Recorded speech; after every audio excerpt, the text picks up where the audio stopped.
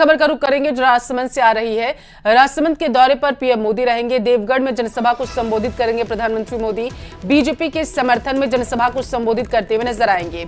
सुबह बताया जा रहा है कि 11:30 बजे जनसभा को संबोधित करेंगे पीएम मोदी। तो इस वक्त की बड़ी खबर आप तक पहुंचा रहे हैं। पीएम मोदी जनसभा को संबोधित करेंगे। आज बताया जा रहा है कि वो राजसमंद के दौरे पर रहेंगे और इस दौरान देवगढ़ में वो जनसभा को संबोधित करते हुए नजर आएंगे। बड़ी संख्या में भीड़ जुटने की संभावना लगाई जा रही है क्योंकि आज जो है वो चुनाव प्रचार थम जाएगा। 25 तारीख को मताधिकार का प्रयोग जो है वो राजस्थान की जनता करेगी और इससे पहले आज वो दिन है जब लगातार जो नेता हैं वो धरातल पर उतरकर प्रचार प्रसार करने में जुटे हुए हैं, अपनी अपनी योजनाओं और दावों के बारे में जनता को बता रहे हैं। तो इसका दौर आज थम जाएगा और इससे पहले दिग्गज नेताओं का जमावड़ा राजस्थान में लगा हुआ है और इसी कड़ी में बताते चले कि पीएम मोदी जनसभा को संबोधित करेंगे। देवगढ़ में 11:30 बजे के आसपास वो देवगढ़ में जनसभा को संबोधित करते हुए नजर आएंगे। तो राजस्थान का सियासी संग्राम पूरी तरीके से तैयार। जयपुर राजसमंद के दौरे पर जो है अमित शाह रहेंगे। जयपुर में प्रेस कॉन्फ्रेंस करेंगे केंद्रीय गृह मंत्री अमित शाह। सुबह 11 बजे प्रेस कॉन्फ्रेंस करेंगे केंद्रीय गृह मंत्री। चित्तौड़गढ़ के निम्बाहेड़ा में भी उनका कार्यक्रम जो है वो प्रस्तावित किया गया है। दोपहर 1 बजे बीजेपी प्रत्याशी के समर्थन में रोड शो करते हुए नजर आएंगे। राजसमंद के नाथद्वारा में रोड शो भी करेंगे केंद्रीय गृह मंत्री अमित शाह। 4 बजे बीजेपी प्रत्याशी के समर्थन में रोड शो करते हुए वो नजर आएंगे। तो इस वक्त की बड़ी खबर आप तक पहुंचा रहे हैं। केंद्रीय गृह मंत्री अमित शाह जो हैं वो राजसमंद के नाथद्वारा में रोड शो करेंगे और जयपुर राजसमंद के दौरे पर जो है वो आज केंद्रीय गृह मंत्री अमित शाह रहने वाले हैं। जयपुर में जहां वो प्रेस कॉन्फ्रेंस को संबोधित करेंगे, इस दौरान देखने वाली बात यह होगी कि वो क्या कुछ प्रेस कॉन्फ्रेंस में अपनी बातें रखते हैं। 11 बजे प्रेस कॉन्फ्रेंस होगी। निम्बाहेड़ा जाने का भी उनका जो कार्यक्रम है वो प्रस्तावित है। नाथद्वारा में रोड शो वो करेंगे और इस दौरान बताया जा रहा है कि बड़ी संख्या में बीजेपी के कार्यकर्ता उनके रोड शो में मौजूद रहेंगे। 11 बजे वो प्रेस कॉन्फ्रेंस करेंगे।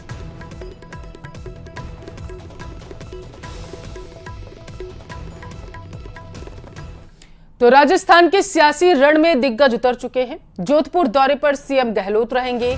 महामंदिर धान मंडी में गहलोत की प्रचार सभा है। शाम 5 बजे सभा का समापन होगा। आज शाम से बताया जा रहा है कि जो है वो शोरगुल का जो चुनावी प्रचार प्रसार लगा हुआ था वो थम जाएगा और इसी वजह से लगातार आज पूरा दिन भर जो है वो दिग्गज नेता चुनावी प्रचार प्रसार करते हुए नजर आएंगे क्योंकि शाम 5 बजे के आसपास चुनाव प्रचार का दौर जो है वो थम जाएगा और इससे पहले दिग्गज नेता धरातल पर उतरकर चुनावी प्रचार प्रसार में जुटे हुए और आज दिन भर राजस्थान में दिग्गजों का दौरा जो है वो प्रस्तावित है।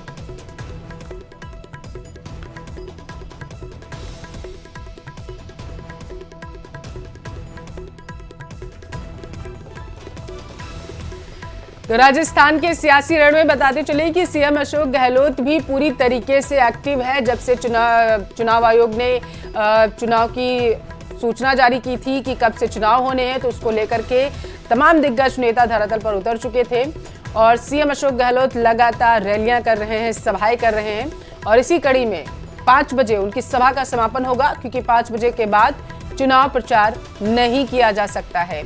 आज से थम जाएगा चुनाव प्रचार और उसके बाद 25 तारीख को अपने मताधिकार का प्रयोग राजस्थान के लोग यानी कि आप लोग करते हुए नजर आएंगे और उसके बाद ईवीएम में जो है वो प्रत्याशियों की किस्मत कैद हो जाएगी और इसका खुलासा कब होगा?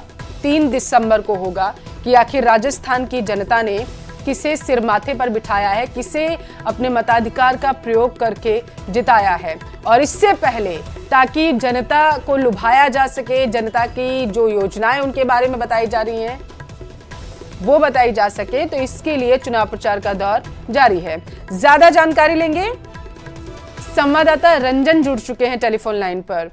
रंजन, आज की सीएम की अगर दौरों की बात करें तो क्या कुछ अपडेट है उसको लेके?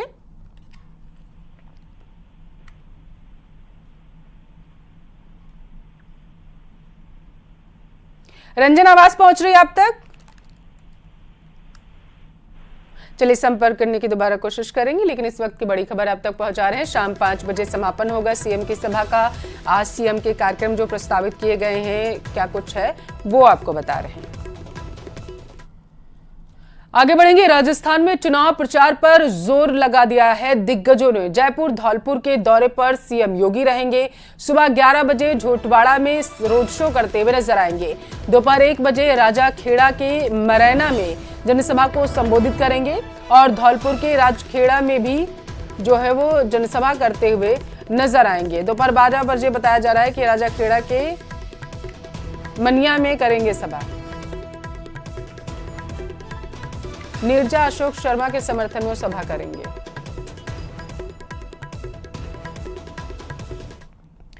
उदयपुर के दौरे पर छत्तीसगढ़ के सीएम रहेंगे। उदयपुर के दौरे पर मुख्यमंत्री भूपेश बघेल रहने वाले हैं। कांग्रेस प्रत्याशियों के समर्थन में रोड शो करेंगे। उदयपुर में 12 बजे बताया जा रहा है कि रोड शो करते हुए नजर आएंगे। तो इस वक्त की बड़ी खबर आप तक पहुंचा रहे हैं।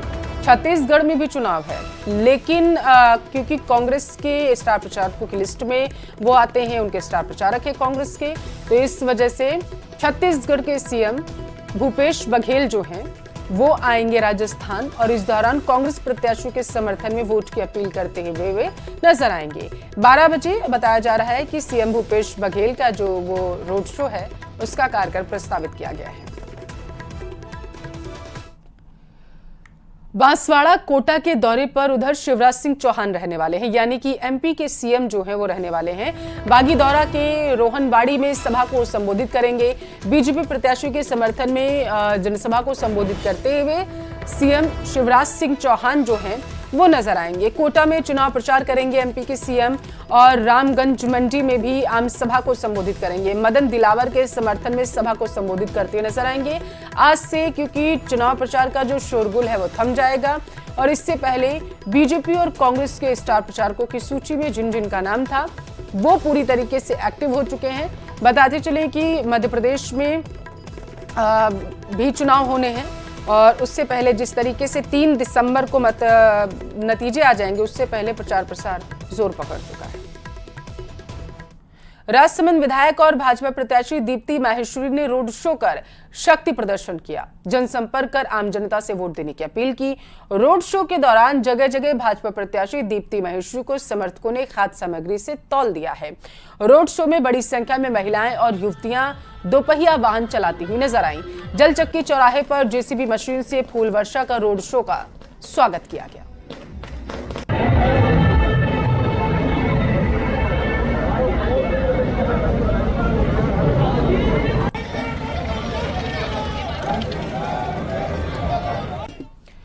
चुनाव प्रचार खत्म होने का समय जैसे जैसे नजदीक आता जा रहा है, वैसे वैसे प्रत्याशी वोटर्स को रिझाने के लिए अनोखे तरीके से प्रचार कर रहे हैं। भीम विधानसभा सीट से कांग्रेस प्रत्याशी विधायक सुदर्शन सिंह रावत ने बैलगाड़ी द्वारा अनोखे और पारंपरिक अंदाज में गांव-गांव, ढाणी-ढाणी में चुनावी संपर्क किया है। सुदर्शन सिंह रावत को बैलगाड़ी पर प्रचार करता देख देश के पूर्व प्रधानमंत्री चाचा नेहरू के जमाने की याद वोटर्स को जहन में ताजा हो गई। गांव-गांव, ढाणी-ढाणी में जन सैलाब उमड़ रहा है और अपार जन समर्थन मिल रहा। ग्रामवासी कांग्रेस प्रत्याशी विधायक रावत के सादगी और पारंपरिक तरीके से चुनावी जनसंपर्क से काफी प्रभावित हैं।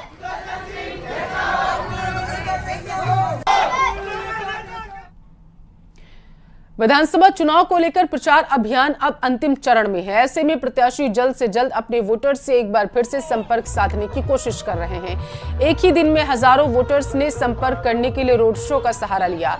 इसी कड़ी में उदयपुर ग्रामीण विधानसभा से कांग्रेस प्रत्याशी विवेक कटारा ने भी अपने विधानसभा क्षेत्र में समर्थकों के साथ रोड शो किया। इस रोड शो में कई किलोमीटर तक विधानसभा क्षेत्र में घूमे और कांग्रेस के पक्ष में माहौल बनाने की कोशिश की है।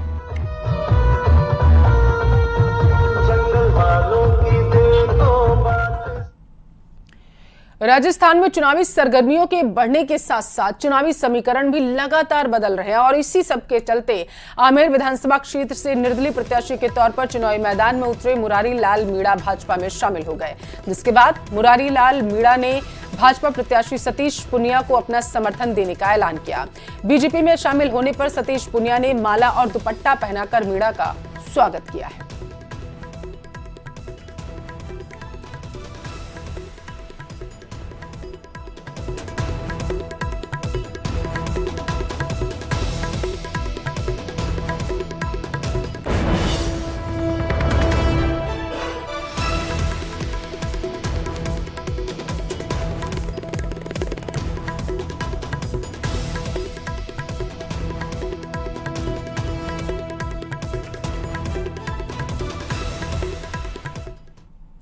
25 नवंबर को होने जा रहे मतदान को लेकर 12 जिले में भी प्रत्याशी जोर शोर से अपना भाग्य आजमा रहे हैं।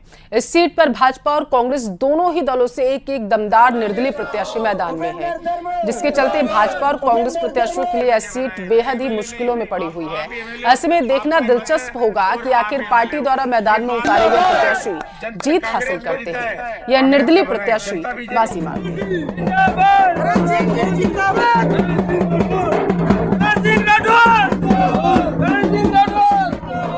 निर्दलीय तो दो बीजेपी के हैं, दो निर्दलीय बीजेपी के हैं भाई, और एक हमारा कांग्रेस का। पता नहीं, हमारा तो यहाँ तो छपड़ा में देखा नहीं, बाहर से हो तो छपड़ा का कांग्रेस तो है ही नहीं हमारा। वो हमारा छपड़ा कांग्रेस का नहीं है वो निर्दलीय। अब बाहर से आप कोई लड़ ले तो हमारा कोई लेन देन नहीं, उसका कौन मना करेगा।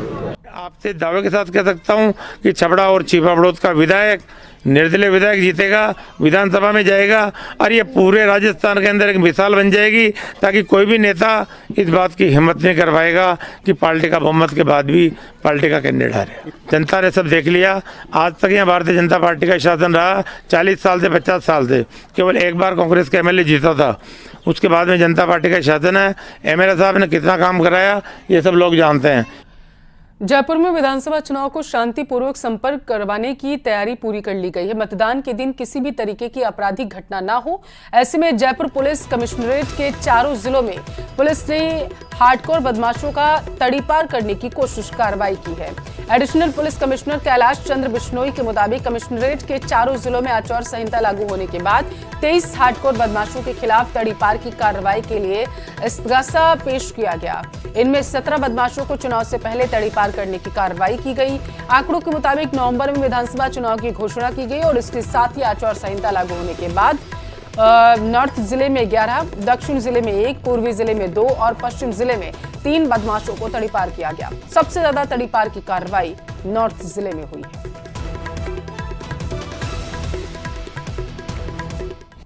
उन लोगों ने गुंडा एक्ट के तहत कार्रवाई करते हुए चारों जिलों में अब तक करीब 90 अपराधियों को जयपुर जिले से, जयपुर शहर से बाहर तड़ीपार किया जा चुका है अन्य जिलों में। और आचार संहिता लागू होने के पश्चात में 17 ऐसे व्यस्त अपराधी हैं जिनको आचार संहिता लागू होने के बाद में डीसीपी साहिबान द्वारा इनको तड़ीपार किया गया जयपुर से। जयपुर कमिश्नरेट पुलिस के इलाके में आने वाले सभी संवेदनशील और अति संवेदनशील पोलिंग बूथ चिन्हित कर लिए गए। चुनाव को शांतिपूर्ण तरीके से संपन्न करवाया जा सके, इसके लिए केंद्र से बुलाई गई पैरामिलिट्री फोर्स के साथ सुबह और रात के वक्त सभी थाना प्रभारी अपने संवेदनशील इलाकों में पेट्रोलिंग कर रहे हैं। पोलिंग बूथों में भयमुक्त व पारदर्शी मतदान के बारे में जानकारी देते हुए एडिशनल पुलिस कमिश्नर कुंवर राष्ट्रदीप ने बताया है कि इन पैरामिलिट्री फोर्सेस के हथियारबंद कमांडो के चुनाव से 2 दिन पहले तक समस्त पोलिंग बूथ पर तैनातगी कर दी जाएगी। देखिए, चुनाव की जो तैयारियां हैं वो अपने अंतिम चरण पे हैं, क्योंकि अब कुछ ही दिन बाद चुनाव शुरू होने वाला है। जो तैयारियों की बात है इसमें मैं स्पष्ट कर देना चाहूँगा कि जो अति संवेदनशील बूथ चिन्हित किए जाते हैं उनके लिए CAPF का जाब्ता लगाया जाता है।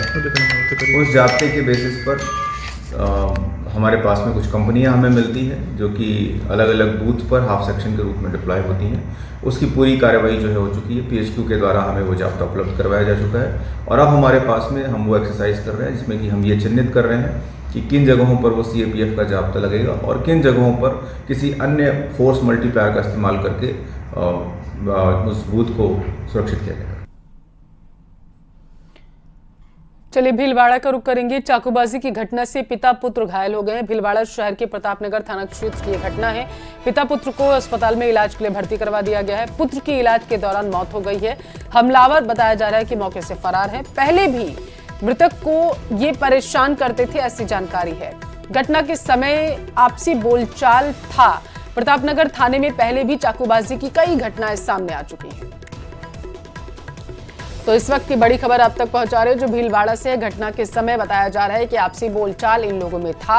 हालांकि पहले भी विवाद जो है हो चुका था इन लोगों में और चाकूबाजी की घटना में पिता पुत्र घायल हो गए थे, जिन्हें इलाज के लिए अस्पताल में भर्ती कराया गया, जहां जो है एक की मौत की खबर सामने निकल कर आ रही है। तो इस वक्त की बड़ी खबर आप तक पहुंचा रहे हैं जहां चाकूबाजी की घटना से पिता और बेटे जो है वो गंभीर रूप से घायल हो गए थे।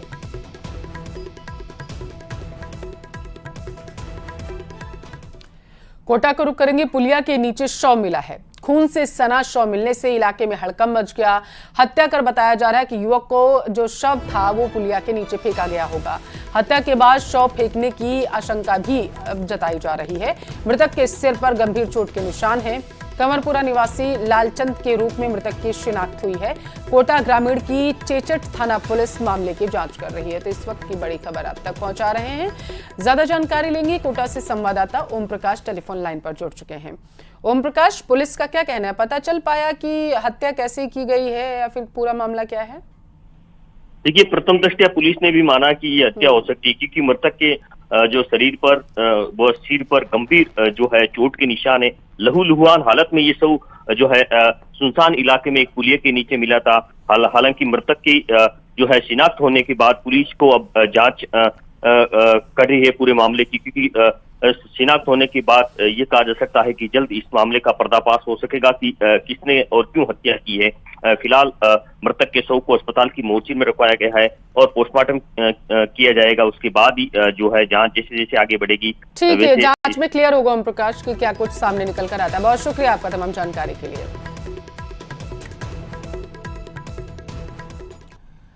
तो आज देव उठनी एकादशी है। आज एक साथ ही प्रदेश में एक बार फिर शहनाइयां गूंजेंगी।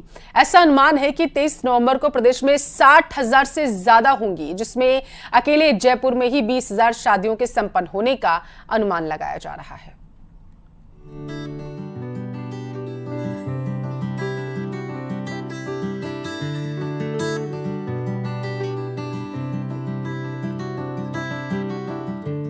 करीब 5 महीने के ब्रेक के बाद राजस्थान में देव उठनी एकादशी के साथ ही जयपुर में करीब 20,000 से अधिक शादियों की धूम रहेगी। सड़कों पर बैंड बाजा और बारात की रौनक दिखाई देगी। 23 नवंबर को देव उठनी एकादशी पर स्वयं सिद्ध अबूझ मुहूर्त होने के चलते फिर से शादी विवाह समेत दूसरे मांगलिक कामों की शुरुआत होगी। शादी विवाह के लिए शहर के मैरिज गार्डन, बैंक्वेट हॉल और कई होटल रिजॉर्ट बुक हो चुके हैं। बाजारों में खरीदारी भी परवान पर है। ज्योतिषाचार्य के मुताबिक 29 जून को देवशयनी एकादशी के साथ ही मांगलिक कामों पर रोक लग गई। और आइए अब आपको देश दुनिया